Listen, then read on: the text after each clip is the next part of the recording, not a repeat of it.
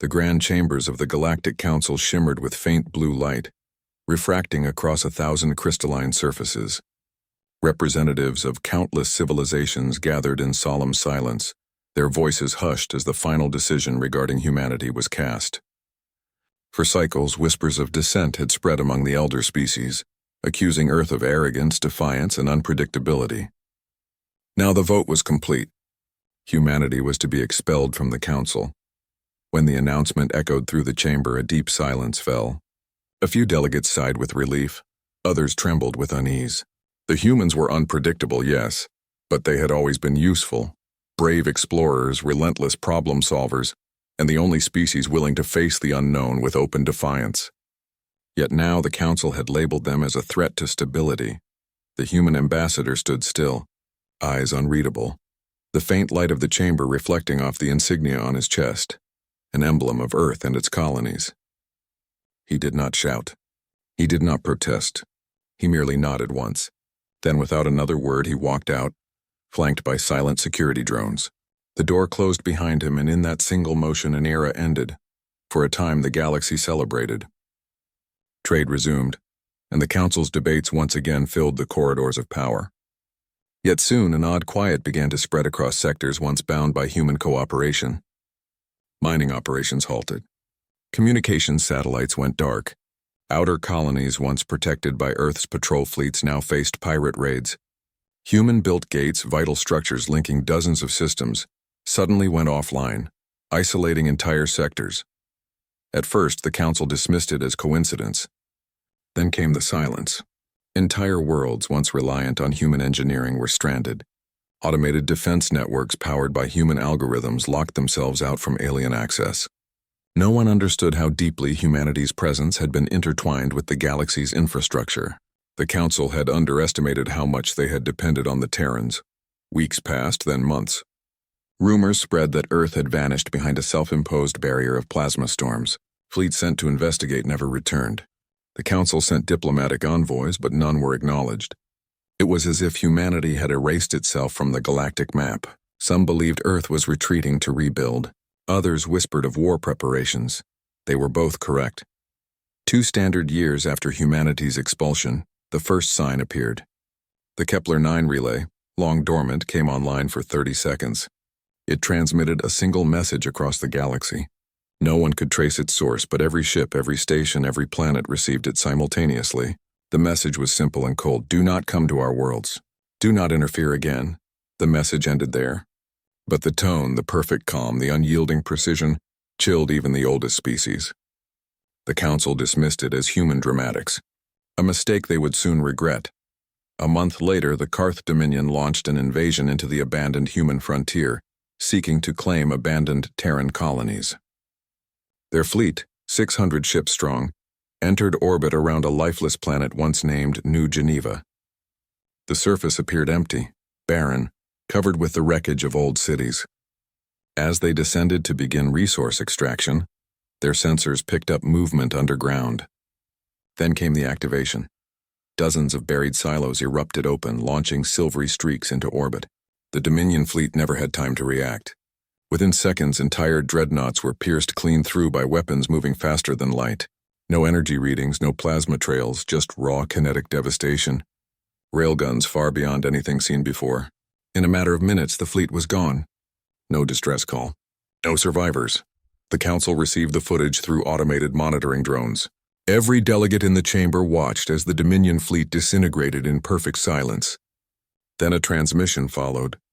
A single human warship appeared in orbit over New Geneva, its hull black and gleaming, marked only by a white insignia, a stylized Earth encompassed by burning wings. Its message was short. You have taken what was ours. The cost will be remembered. Panic swept through the Council. Emergency sessions were called. Old alliances cracked. The oldest members, those who remembered humanity's rapid rise, urged caution. Others demanded retaliation, claiming that humanity had become a rogue empire. But when the Council fleets moved toward Terran space, they found themselves blinded by interference. Human AI systems, once shared technologies, had turned against them. Navigation failed. Communication scrambled. Every attempt to advance ended in disaster. Meanwhile, colonies along the borders of human space began vanishing. Not destroyed, vanishing. Entire populations gone. Their cities intact, their defense systems offline. The Council sent probes to investigate, but none returned. The few recordings recovered showed strange flashes of blue light and distortions in gravity fields. It was as if reality itself bent at humanity's command. The truth soon surfaced. The humans had mastered something the Council had only theorized. Controlled manipulation of gravity and inertia. They had converted warships into silent weapons able to appear and vanish between stars in moments. A technology born from desperation, perfected in exile. Council fleets began to crumble under the strain. One by one, member species pleaded for peace, but every envoy sent to Earth's perimeter was met with silence or annihilation. Finally, the Council demanded a full assembly, calling for direct contact with humanity once more. It was then that the humans answered. Without warning, the central chamber's lights dimmed. The holographic display at the center flickered, then stabilized. A figure appeared, a human dressed in a dark uniform standing before a plain steel background. His voice was steady, devoid of rage, yet colder than the void. You cast us out. You labeled us dangerous. You thought removing us would make the galaxy safer. Instead, you removed the one force that held the void at bay. The delegates trembled. Some shouted. But the voice continued unyielding. When you expelled us, you broke every treaty, every promise. Our ships kept your trade routes safe. Our engineers built your gates. Our medics cured your plagues. You used our strength, then feared it. Now you see what the galaxy is without us. The hologram leaned forward slightly, as if the man could see through every screen. You feared our wrath. Now you have earned it. The connection cut instantly. Moments later, hundreds of star systems reported simultaneous power failures. Massive EMP waves struck every major Council world. Defense satellites went dark. Fleet coordination collapsed. Then came the thunder. Human warships appeared across the stars, shimmering like phantoms. Their hulls absorbed light, their movements faster than sensors could track. They did not speak. They did not negotiate. They struck with precision. Military installations, weapons depots, orbital platforms, all gone in seconds. And then they vanished again. It was not conquest. It was punishment. Planets that had betrayed humanity the most faced judgment. Their skies burned, but cities were left standing, a reminder of mercy denied. Those who surrendered were spared but cut off from galactic systems. Humanity was not seeking rule. They sought balance through fear. After months of silence, the Council finally called for unconditional surrender. But by then, Earth had already withdrawn once more into silence. The war had ended as swiftly as it began. In its aftermath, the galaxy stood scarred and trembling. The surviving delegates convened in a dim, fractured chamber. They spoke in whispers, wondering if humanity would ever return to the Council. None dared to propose it. The wounds were too deep. Yet in the darkness, a realization settled upon them. Every technological system they still depended on, gates, communication grids, energy cores, still bore human design. Even broken, humanity's hand shaped the galaxy. They had not destroyed the Council. They had reminded it who truly built the stars it ruled. Years passed. Out on the edge of known space, explorers reported strange sightings. Fleets moving in perfect formation. Vast cities hovering above gas giants. Enormous orbital rings that shimmered with light. Humanity was rebuilding far beyond the Council's reach. Rumors spoke of a new alliance forming under their banner. One not of submission but unity under strength. Some species, desperate for survival, sent emissaries in secret. Most never returned, yet a few carried messages back, messages of trade, of peace, of cautious cooperation. Humanity accepted them, but only under one condition: no Council involvement. Those who agreed prospered. Those who resisted faded into obscurity.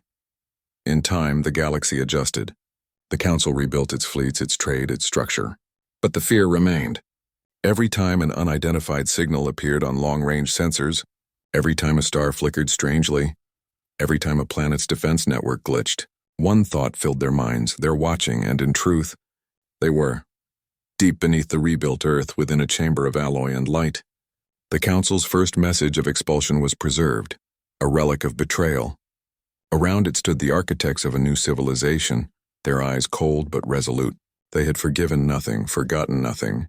The galaxy had taught them that mercy was weakness. Humanity had become something the Council could neither control nor destroy, a civilization tempered by exile and hardened by memory. Where once they sought alliance, now they stood as guardians of their own destiny. Far beyond the edges of known space, a fleet of colossal vessels glided silently through the void, their hulls,